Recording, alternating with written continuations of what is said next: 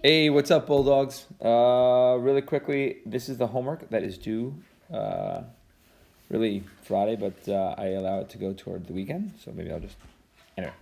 Um, let's talk about this just for a second so I can give you some help here. Heard some people are struggling. So, write an equation of the line that passes through the given point and is parallel to the given line. Parallel lines have the same slope. So I take this first problem, I bring it down here so I can see it, and I see 4, 7 is the point. Y equals 5x minus 3. So what we know about parallel lines is that they have the same slope and they have different y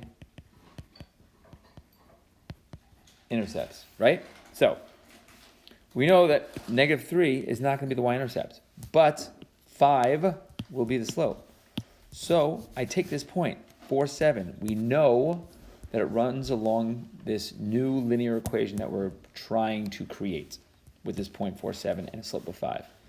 So we know that the 4 is an x and the y is the output, input-output, xy, domain range. And I say 7 equals, I'm just going to take this right here, 5, that's the slope, times our input 4 plus b, because we don't know the y-intercept. That's really what we're trying to figure out.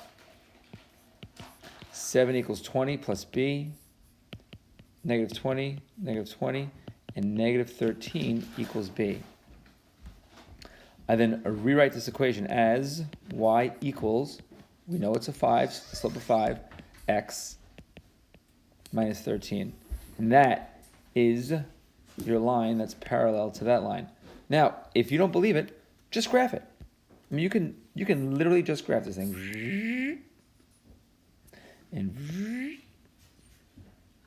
And if I look at this line here, y equals 5x minus 3. Put this in blue, let's say y equals 5x minus 3. I know that the y-intercept is -3, 1, 2, 3. And slope of 5, 1, 2, 3, 4, 5.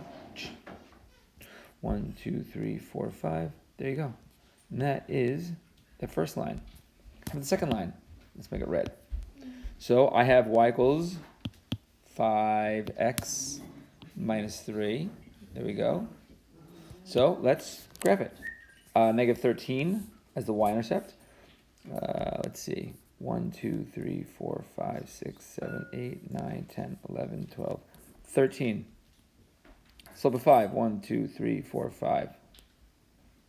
1, 2, 3, 4, 5. 1, 2, 3, 4, 5. And 1, 2, 3, 4, 5. And folks, what you'll see here is a parallel line. And does the point 4, 7 fall along this line? 1, 2, 3, 4. 1, 2, 3, 4, 5, 6. Yep, 4, 7. So we have a parallel line going through the point 4, 7. So we know that this is the right equation. Make sense? And that's just a check. Like, you don't have to do this, but I enjoy the check. And then same thing with perpendicular lines. So you could do those now, I believe. And perpendicular lines, we know perpendicular lines are opposite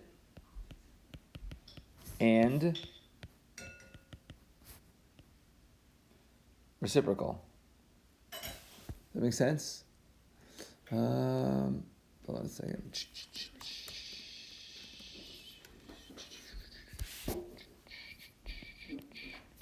Reciprocal. So I know that my slope's going to be -1/3. So I'm going to have y equals -1/3 x plus b. Plug in -1 and 1, so -1 equals -1/3 times 1 plus b. -1 equals -1/3 plus b plus 1/3 plus 1/3, and you get 4/3 equals b.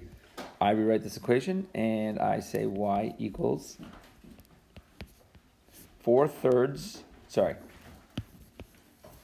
negative 1/3, which is the opposite and reciprocal of 3/1, x plus 4/3. And that, ladies and gentlemen, should be your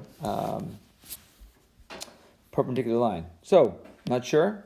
Let's graph it. So y equals 3x plus 2. Let's see what happens. Y equals 3x plus 2. So y-intercept, I'm going to take this first one here, what they've given us. Y equals 3x plus 2. So there, and that 1, 2, 3, boom. 1, 2, 3, boom. Or 1, 2, 3, boom. 1, 2, 3. All right, so now we've got this line. Let's find out if this new blue line is going to be perpendicular.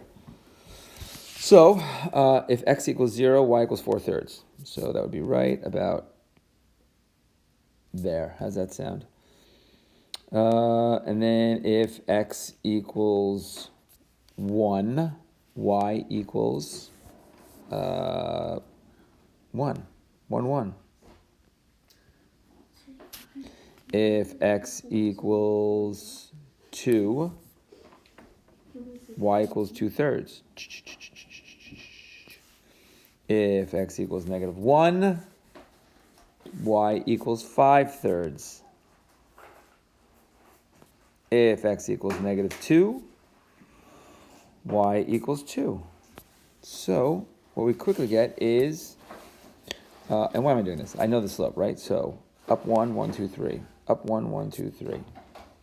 Up 1, 1, 2, 3. Down 1, 1, 2, 3. So I actually don't even need these other points. Anyway,